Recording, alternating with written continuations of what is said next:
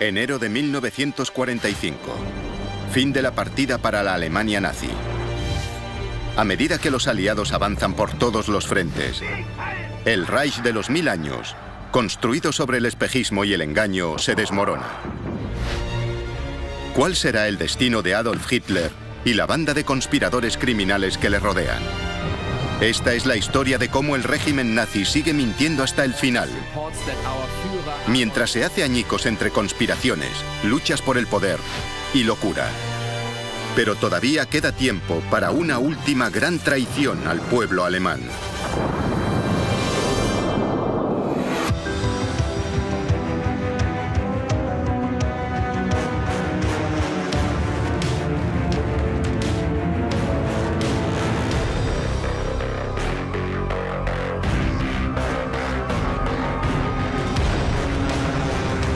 El ascenso del partido nazi.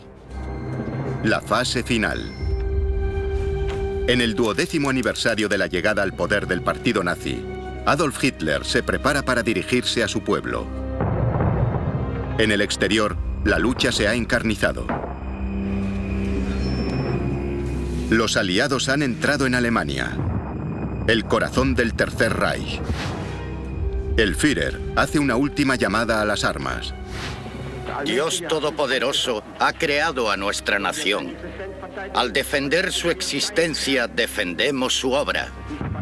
Y el hecho de que esta defensa esté plagada de desgracias, sufrimientos y penalidades, nos une más si cabe a esta nación. El tono de desafío es el mismo que siempre, pero la guerra está prácticamente perdida. Libra una guerra en 2, 3 frentes.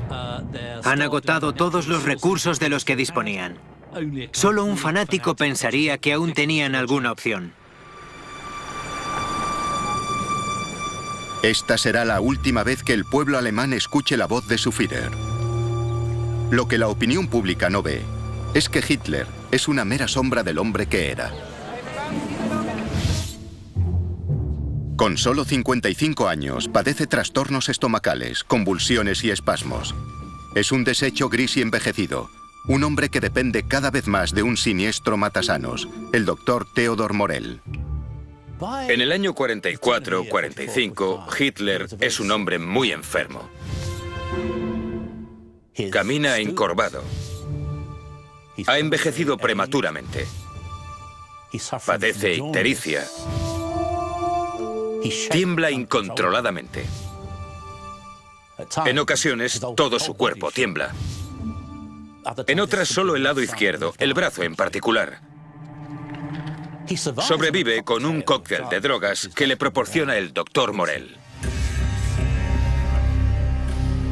A pesar de su penoso estado y de la peliaguda situación militar, sigue aferrándose a la creencia de que puede ganar. A estas alturas vive un espejismo. Está fuera de la realidad, está loco. No hay ninguna posibilidad de que su ejército, sin el armamento y la maquinaria adecuada, y sin apenas tropas, prácticamente derrotado, pueda dar la vuelta a este desplome inevitable. Hitler deposita sus esperanzas en las nuevas armas milagrosas. Armas como el ME-262, el primer caza a reacción del mundo, capaz de volar a casi 1000 kilómetros por hora. Y el cohete V2, el primer misil balístico y el primer objeto artificial que llega al espacio. Han depositado mucha fe en estas armas milagrosas, como los cohetes V2, pero no cambiarán la partida. Son armas que provocarán daños, pero no obligarán a los aliados a abandonar la pelea.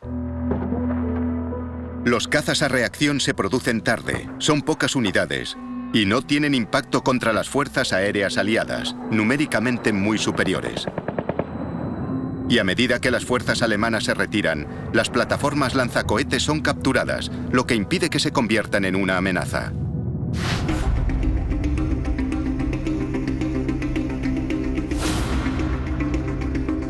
Para los miembros de su círculo interno, ha llegado el momento de tomar decisiones. Hombres como Hermann Göring, el largamente anunciado sucesor del Führer, que lleva con él casi desde el principio. Como Heinrich Himmler, jefe de las SS, impulsor del Holocausto. Y como Joseph Goebbels, su responsable de propaganda. ¿Se quedarán y se hundirán con el hombre al que han jurado servir? ¿O lo abandonarán y harán sus propios planes? Son como las ratas que abandonan el barco que se hunde. Todos los militares quieren rendirse. La mayoría de los amigos de Hitler, con una o dos excepciones, de las cuales Goebbels es la más importante, también piensan que se acabó. Así que solo se trata de esperar el final. Joseph Goebbels decide permanecer junto a su Führer. Él ha sido el arquitecto de la táctica que ha permitido a los nazis engañar a tantos alemanes durante tanto tiempo. El mago que ha conseguido que los nazis parezcan nobles y respetables por fuera, al tiempo que ocultaba una realidad criminal. Goebbels era tal vez el más intelectual de los nazis, pero era un hombre muy perspicaz y con un gran sentido del realismo. Curiosamente, sacrifica este sentido del realismo por su amor al Führer. El Führer no puede equivocarse.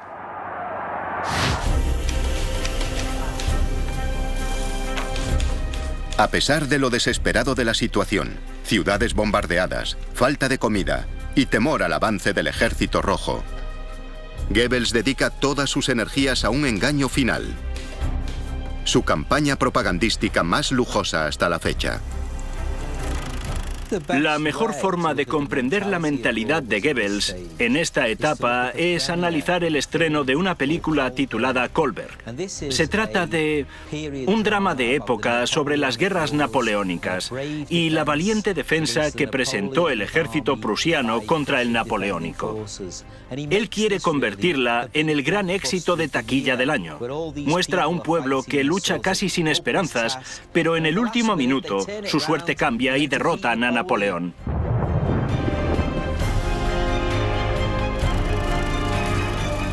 Los paralelismos son obvios.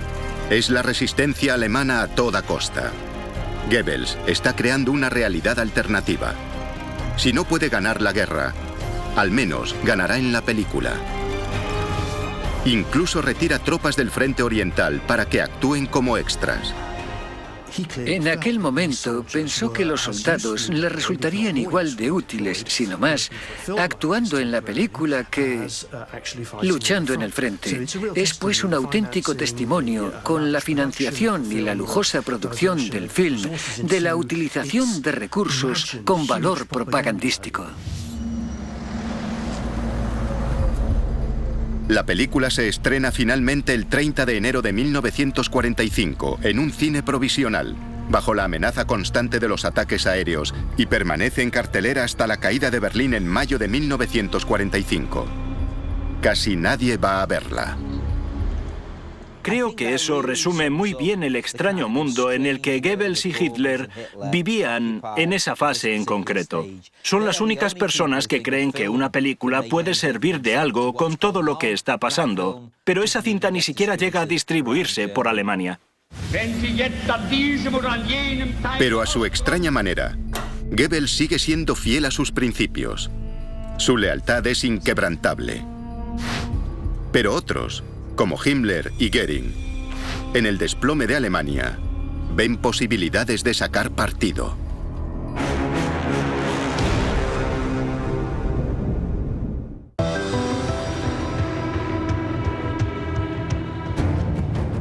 ...1 de febrero de 1945. A medida que el avance aliado continúa, quedan pocas dudas de que los días del Reich de los 1000 años están contados. Las ciudades se rinden una tras otra. Para ellas el bombardeo ha terminado. Sin duda, la derrota es inminente. Es tal cual el ocaso de los dioses de Wagner, pero a lo grande. Tenemos a un régimen que llegó al poder diciendo que crearía un imperio de 1000 años, y ahora, en apenas 12 cortos años, está al borde de la catástrofe. En febrero de 1945, 196 divisiones rusas intentan rodear la capital, Berlín.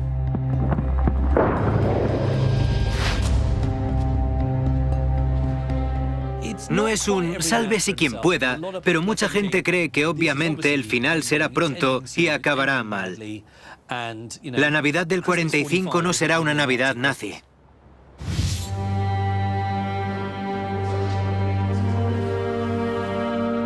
Para el círculo que rodea a un Hitler cada vez más fuera de la realidad, es hora de empezar a hacer planes de futuro. ¿Qué será de ellos cuando termine la guerra? Se trata de un régimen criminal, de arriba a abajo.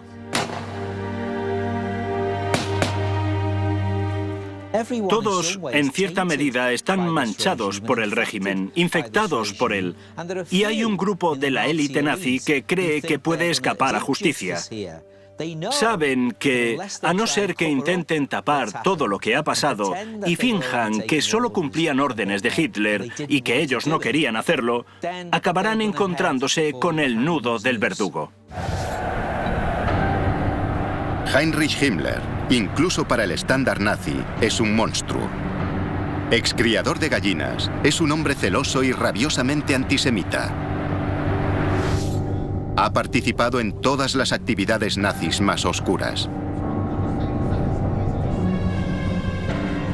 Es el que organizó la esterilización de los portadores de defectos congénitos.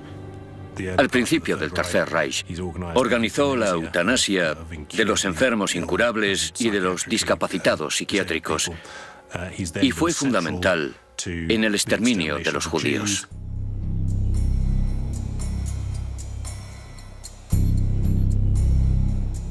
En 1945, su peor crimen, el Holocausto, ya es de dominio público. Himmler es responsable de perpetrar el asesinato sistemático de más de 6 millones de personas. Y sabe que a menos que haga algo para dar la vuelta a su situación personal, encabezará todas las listas de criminales de guerra una vez que ésta concluya. En cierta medida era peor que Hitler. Los horrores de los campos se hacen públicos y han sido responsabilidad directa de Himmler.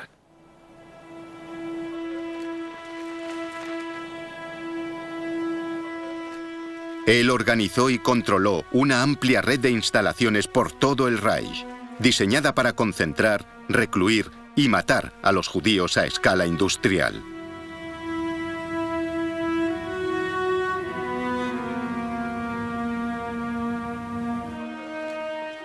Todo el mundo tiene claro que se acerca el juicio final. Saben que los aliados los juzgarán por lo que ha ocurrido. Llevan tiempo diciéndolo. Habrá un juicio y los criminales tendrán que responder por sus actos. A partir de enero de 1945, Himmler intenta ocultar las pruebas. Las instalaciones usadas para el exterminio, las cámaras de gas de Auschwitz, por ejemplo, se vuelan por los aires para que no puedan ser reconocidas como lo que son. A medida que los rusos avanzan por los territorios ocupados, Himmler traslada a los pocos prisioneros que han sobrevivido a los campos de la muerte de Polonia a campos de concentración en Alemania. Pero esta vez, no se trata solo de ocultar sus huellas. Cree que ha tramado un plan muy astuto. El motivo de la evacuación no es solo ocultar sus huellas, sino mantener el control sobre los prisioneros judíos para que Himmler tenga una moneda de cambio. 3 de febrero de 1945. En secreto, planea usar a los judíos que quedan para negociar un trato y sobrevivir. Incluso confía en hacer dinero con ellos. Discretamente, hace correr la voz de que está abierto a negociar. Hubo varios contactos con Himmler para determinar si estaba dispuesto a liberar a los judíos de los campos de concentración a cambio de dinero, material militar y demás. Seguramente el más conocido fue el del expresidente de la Confederación Helvética, Jean-Marie Mussy, que conocía a Himmler de antes por sus actividades anticomunistas. Himmler hace una oferta a Mussy. liberará a algunos de los judíos a los que retiene en campos de concentración, a cambio de 20 millones de francos suizos, que deberán ser pagados con dinero judío de los Estados Unidos. Es una muestra de la crueldad de Himmler usar vidas judías para conseguir un trato y de este modo intentar salvar su pellejo. Hablamos de un hombre que lleva años matando judíos, a millones, y ahora negocia con un par de miles para conseguir lo que quiere. Es repugnante. Increíblemente, Himmler cree incluso que este podría ser el comienzo del proceso que lleve a los aliados a colocarle a él como futuro líder de Alemania. Lo que Himmler intenta es tener una reputación ante Occidente de persona preparada para negociar y de alguien con quien podrían hacerse tratos en el futuro.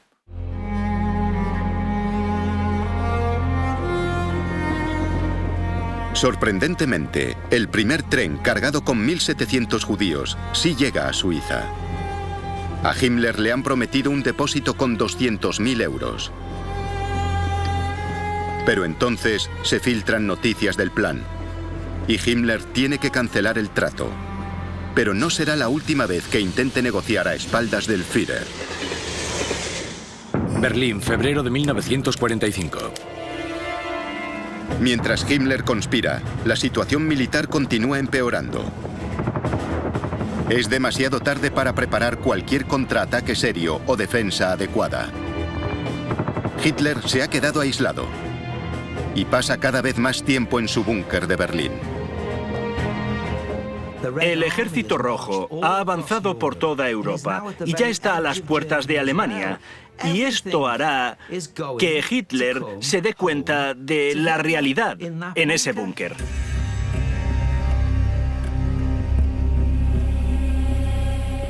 Alguien dijo en una ocasión que Hitler tenía obsesión por los búnkeres.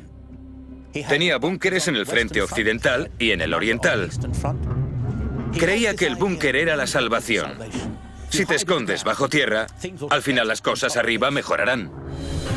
3 de febrero de 1945. En la superficie, Berlín ya no es seguro. En su mayor incursión aérea de la guerra, 1.500 bombarderos estadounidenses arrojan 2.000 toneladas de bombas sobre la capital del Reich.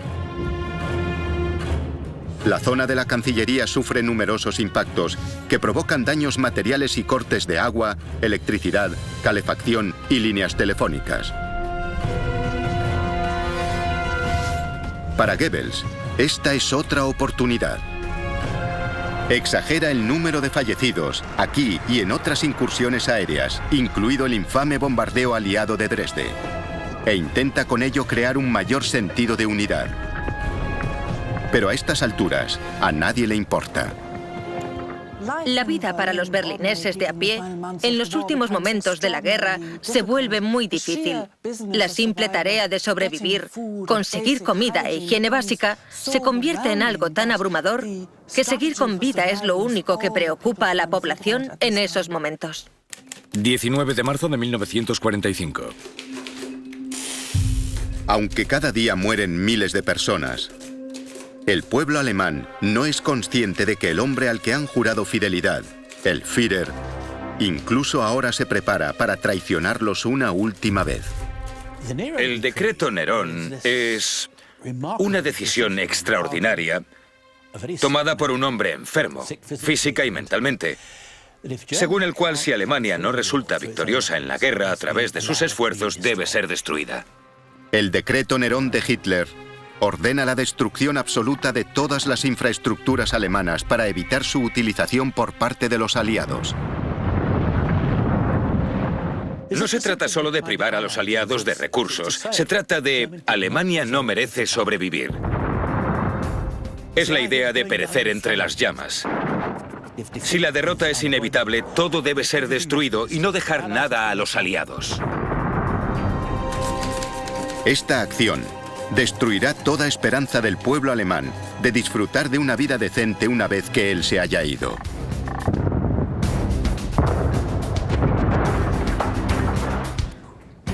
Hitler cree que el pueblo alemán le ha decepcionado y cree que se merece aplicando la teoría de la lucha social darwiniana, morir y ser sacrificado por las mejores fuerzas de la historia.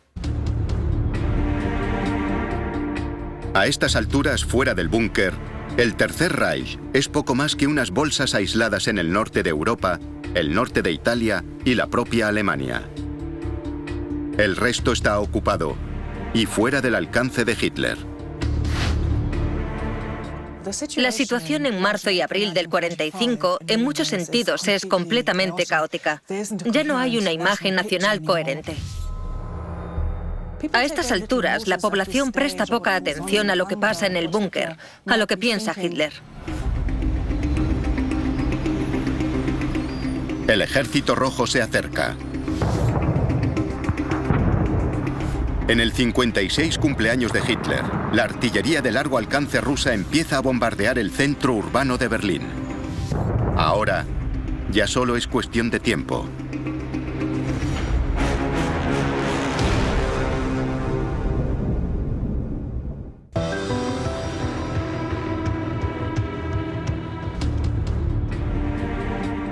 ...20 de abril de 1945. Mientras el Ejército Rojo avanza sobre Berlín, comienzan los preparativos para el 56 cumpleaños de Hitler. En ocasiones anteriores, era un acontecimiento espectacular, una celebración pública. El cumpleaños de Hitler siempre se ha celebrado. Ha sido un día de diversión, si es que los nazis se divertían alguna vez. Pero en el año 45, el mundo ha cambiado. Alemania se encamina hacia la derrota, y todos, incluido Hitler, lo saben cuando celebran su cumpleaños. El Führer se levanta tarde, sobre las 11 de la mañana, despertado por el ruido de la artillería pesada. Y los festejos de su cumpleaños son tristes, a pesar de la presencia de su compañera de siempre, Eva Braun. Hay intentos de fingir alegría, pero son artificiales. Y se palpa una profunda sensación de melancolía que embarga toda la reunión. Pese a todo, le hacen una tarta y juega con unos soldados de juguete que le encantaban. Esta extraña celebración se convertirá en la última gran reunión de la élite nazi. La fiesta de cumpleaños es una escena trágica. Es como la reunión alrededor del padre, al que nadie quiere realmente, pero de cuyo testamento todos quieren sacar algo. Dentro de las celebraciones, Goebbels prepara una sesión fotográfica y convence a Hitler de que salga del búnker para pasar revista a un grupo de jóvenes de las juventudes hitlerianas. Será su última aparición en público. Pero es tal el poder que ejerce sobre la nación, que incluso ahora la ilusión continúa. Y hay jóvenes preparados para morir por él en la inútil defensa de Berlín. Están formados y él pasa revista a la fila con su figura encorvada y pellizca las mejillas de los críos, les da palmaditas y les dice: «Eres un gran héroe de Alemania». Es como un teatrillo malo. Él tenía que saber que era una causa perdida, pero conversa con ellos como si fuesen los héroes del futuro, como si hubiera esperanza para ellos. Para el entorno de Hitler, a pesar de la apariencia de unidad, ha llegado el momento de actuar. Incluso antes de que concluya la fiesta, Göring hace las maletas. Y tras unas palabras imprecisas y un apretón de manos, abandona la fiesta y se marcha a Berchtesgaden, en los Alpes bávaros, más seguro y más cerca de las líneas estadounidenses.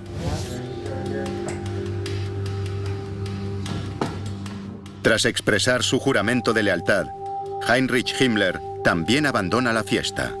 En ese momento, no creo que nadie pensase que Hitler se quedaría en Berlín y moriría entre las llamas.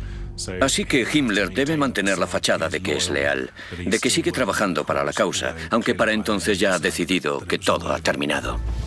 21 de abril de 1945. Himmler, de hecho, ya ha abierto un nuevo ángulo de negociación. ha establecido contacto con el vicepresidente de la Cruz Roja Sueca, el conde Folke Bernadotte, y maniobra en secreto para aumentar su poder y hacerse con el control. Bernadotte busca la liberación de los prisioneros judíos escandinavos y de Europa Occidental de los campos de concentración.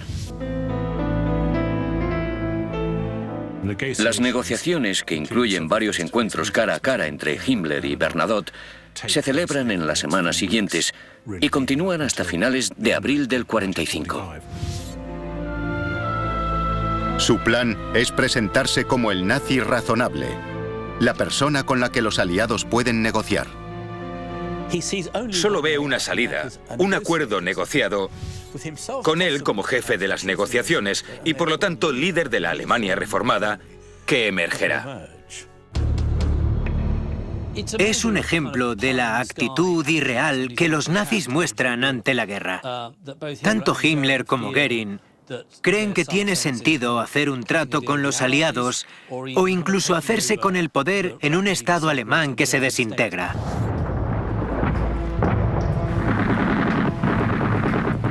En cuanto a Hitler, sigue en su búnker, completamente ajeno a los planes que traman sus leales seguidores. Solo le acompañan Goebbels y Martin Bormann, su secretario privado, un veterano asesino nazi que ha ido ganándose discretamente el favor del Führer.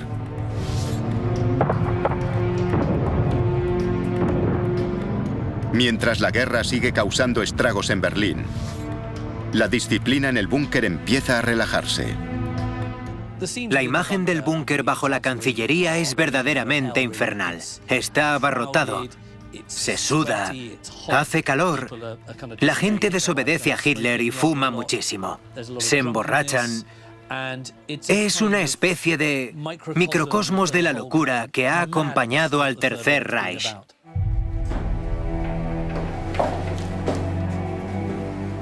Hitler vive en una fantasía extraña y nombra, asciende y cambia generales a su antojo. Y elabora planes ridículos para una victoria final decisiva, que será liderada por el general Steiner, excomandante de las SS. Deposita su fe en que dos ejércitos, que para entonces ya no existen, pero él cree que sí, lleven a cabo un movimiento de pinza y rodeen Berlín, rompiendo el cerco soviético y evitando que los aliados lleguen desde el oeste. Para entonces es solo un espejismo, pero él se lo cree. 22 de abril de 1945. Pero solo 2 días después de su cumpleaños, el círculo interno de defensas de Berlín se rompe. Las fuerzas soviéticas casi han rodeado la ciudad. Y lo que es peor, sin las suficientes reservas, Steiner es incapaz de lanzar su ataque. La noticia llega al búnker. Sus generales le informan de que la partida ha terminado.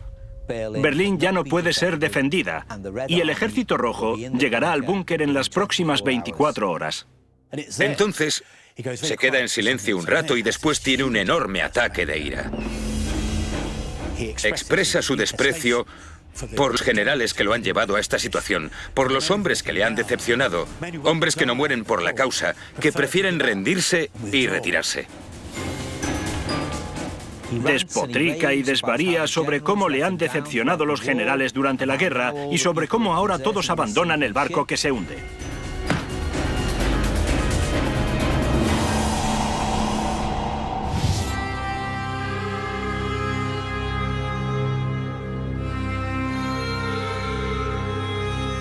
Y entonces dice algo crucial. Todo el mundo puede irse a su casa. No tiene más órdenes. Todos los presentes toman esto como una abdicación. Hitler ya no es el Führer. Pero nadie se lo comunica al pueblo alemán. En las calles, sobre el búnker, lo que queda de la población, niños y ancianos, han sido llamados a continuar una defensa cada vez más desesperada de Berlín. El Führer ha dado órdenes de no rendirse, de luchar literalmente hasta el último hombre. Y eso en muchos sentidos es lo que pasa en Berlín, donde hay combates calle por calle. Incluso hoy, si caminas por Berlín, ves orificios de bala en muchos edificios de esos últimos días de la guerra. 23 de abril de 1945. En Berchtesgaden, la noticia de la crisis nerviosa de Hitler llega a Göring. Él asume que ya no está capacitado ni tiene voluntad para seguir liderando el partido. El Hitler que él conoció en la primera parte del periodo de Múnich ya no existe. Ahora es un hombre vacío. Así pues, según la antigua ley de sucesión, esto significa que puede asumir el poder. Envía un telegrama a Hitler diciéndole: la partida se acabó. Tú estás atrapado en Berlín. Por el bien del Reich alemán, entrégame el mando del partido como sucesor tuyo para asumir el puesto de Führer, y yo haré lo que pueda para negociar el fin de esta guerra.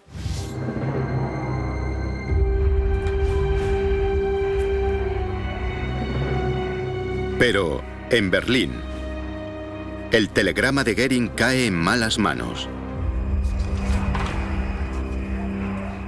Es interceptado por Martin Bormann, quien al más puro estilo servil lo coge y se lo entrega a Hitler y le dice: mira, está conspirando contra ti. Aún no ha terminado la guerra. Hay una oportunidad de hacer algo y de darle la vuelta a la situación. Hitler no se lo puede creer.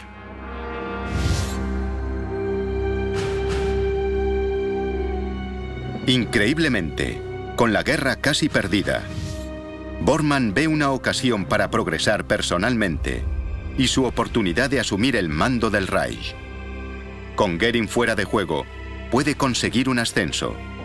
Así que convence a Hitler de la traición de Göring y lo persuade para que lo detenga y lo expulse del partido. 25 de abril de 1945. Todo es más absurdo si cabe, porque solo 3 días después de la explosión de Hitler contra sus generales, las fuerzas rusas se encuentran y completan el cerco alrededor de la ciudad. 1 hora después, las fuerzas rusas y estadounidenses se reúnen y dividen el Reich por la mitad.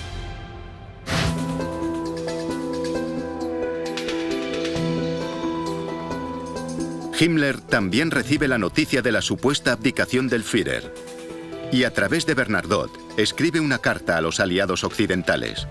Himmler pone las cartas sobre la mesa con Bernadotte. Sabe que todo ha acabado. Se presenta como líder provisional de Alemania y confía en conseguir la paz con británicos y estadounidenses y una alianza contra los soviéticos. Himmler se veía con posibilidades, como hombre al mando de las SS y la policía, de mantener la estabilidad en Alemania. Podría evitar el derrumbamiento. Él se veía como un hombre importante. Esa era la clave. Y con influencia en Alemania. 27 de abril de 1945. Pero en Estocolmo, la carta es filtrada a la prensa internacional. Las negociaciones se rompen de inmediato. La consecuencia para Himmler de esta oferta de paz es que será relevado de inmediato de todos sus cargos en el gobierno alemán. Hitler es informado de la magnitud de la traición de Himmler. Yo creo que fue un golpe personal muy grande para Hitler. Él creía que de todos los miembros de la jerarquía nazi, Himmler era el menos propenso a traicionarlo.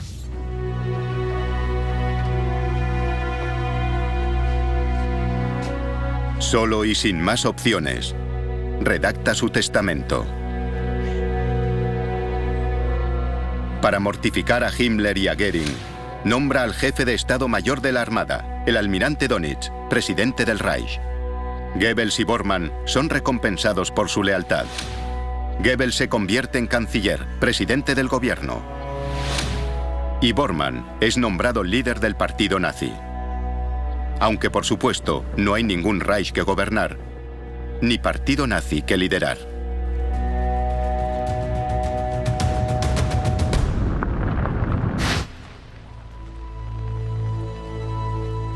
La última decisión de Hitler es casarse con su compañera de siempre, Eva Braun.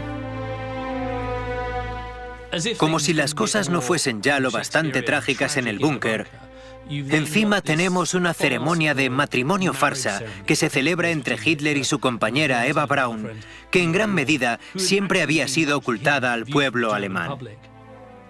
Obviamente es una especie de compensación para Eva, algo que él siempre le había prometido, casarse con ella. Es su paga extra, como dijo alguien. El matrimonio es su forma de decirle: has honrado tu puesto como compañera mía. Estoy dispuesto a convertirte en mi esposa. Algo que siempre me he negado porque estaba casado con Alemania.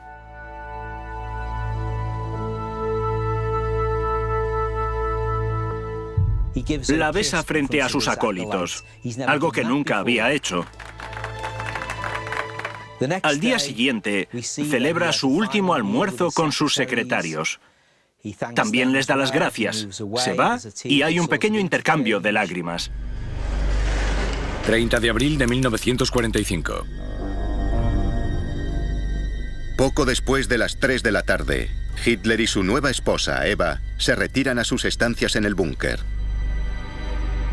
Él le entrega una cápsula de cianuro. La decisión ha sido tomada. Acabarán con sus vidas juntos.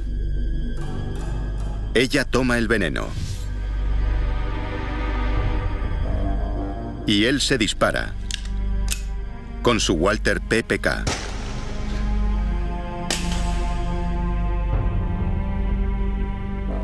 Es un final repugnante y sinceramente de lo más adecuado. Con Alemania invadida y Hitler muerto, la guerra no puede durar mucho más. Pero para las figuras importantes que quedan, aún hay tratos por hacer y ocasiones por aprovechar.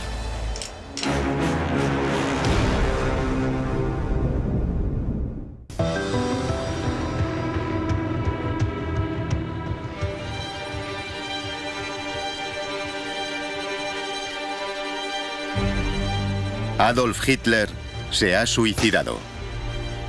Traicionado por sus secuaces predilectos, el régimen está en sus últimos estertores. Pero incluso entonces, al pueblo alemán le cuentan una última mentira. 1 de mayo de 1945. El cuartel general del Führer informa que nuestro Führer, Adolf Hitler, ha caído esta tarde en su puesto de mando de la Cancillería mientras luchaba contra el bolchevismo hasta su último aliento. La última mentira nazi es que Hitler ha caído luchando en las calles de Berlín. Y por supuesto, eso es falso. La noticia de la muerte de Hitler no supone necesariamente el gran shock que hoy nos imaginaríamos. En los últimos días de la guerra, la población está tan preocupada por la supervivencia diaria que la ideología, y con ella Hitler, han pasado a un segundo plano. Es famosa la historia de unos refugiados del este que llegan a Lübeck y Hamburgo y que son recibidos por los voluntarios de la Cruz Roja con la frase: «Hitler ha muerto, ¿os apetece una sopa caliente?», y donde la segunda mitad de la frase era mucho más importante que la primera. Mientras tanto, el gobierno nazi se convierte en una farsa. Aparte del líder nombrado por Hitler, el almirante Dönitz, Himmler, Göring y Goebbels intentan negociar acuerdos de paz por separado. En Berlín, Goebbels es oficialmente el canciller de Alemania. En un último suspiro, intenta negociar, aunque fracasa, un acuerdo con el mariscal Zhukov, el líder de las fuerzas rusas. La última propuesta de Goebbels a Zhukov es un auténtico intento a la desesperada. Yo diría que sin ninguna esperanza de obtener resultado alguno. Los rusos rechazan su ofrecimiento. Para Goebbels, se acabó definitivamente.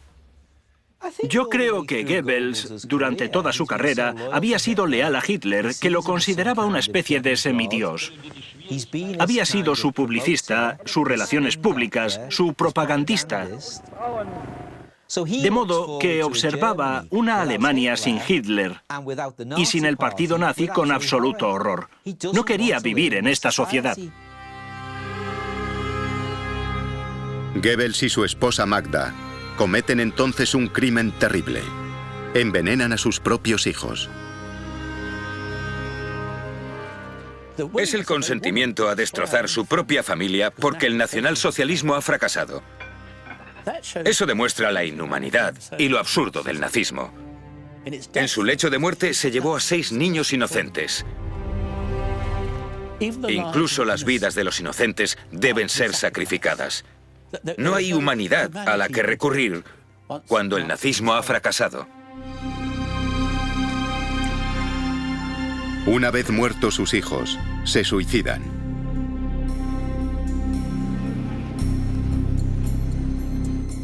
En cuanto a Himmler, su intento de negociar un trato a través de sus contactos en Suecia también fracasan. Sin ningún papel que jugar y aislado del partido, intenta confundirse entre la multitud de prisioneros de guerra. Pero es descubierto en un control del ejército británico. Himmler es trasladado para su interrogatorio y durante el mismo saca sus gafitas redondas, se las pone y dice Heinrich Himmler. Entonces se dan cuenta de que es un pez gordo. En un primer cacheo encuentran una cápsula de cianuro vacía, lo que provoca un registro corporal completo. Cuando el médico intenta abrirle la boca, Himmler remuerde. Da un paso atrás, saca la cápsula de uno de sus dientes, donde estaba escondida, y la muerde. Para intentar expulsar el cianuro de su cuerpo, los doctores le obligan a vomitar repetidamente. En su organismo hay demasiado veneno y muere agonizando en el suelo de una celda de interrogatorios británica, vestido con una vieja camisa y nada más.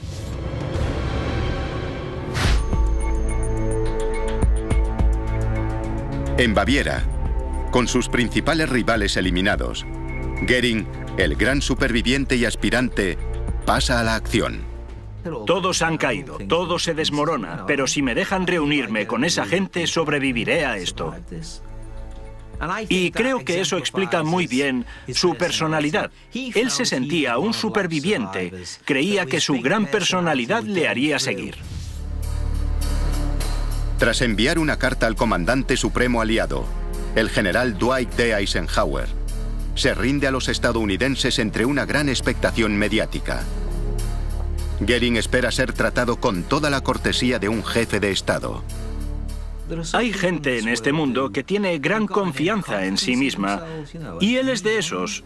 Incluso su detención es un triunfo para este hombre, y lo refuerza en su idea de ser un superviviente. Él, de alguna manera, conseguirá salvarse de todo este caos. Se sentará a tomar unas copas con los generales aliados y les dirá: bueno, ya sabéis, que esto no fue responsabilidad mía, no fui yo. Pero Eisenhower no le recibe, y ahora es solo otro prisionero de guerra más.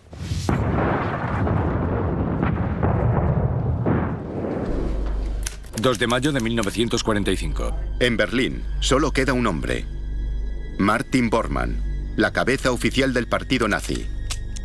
Intenta huir de la Cancillería, pero acaba inmerso en un tiroteo y muere.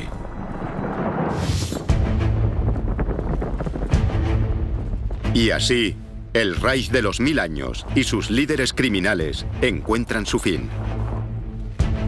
El 7 de mayo de 1945, Alemania se rinde por fin incondicionalmente.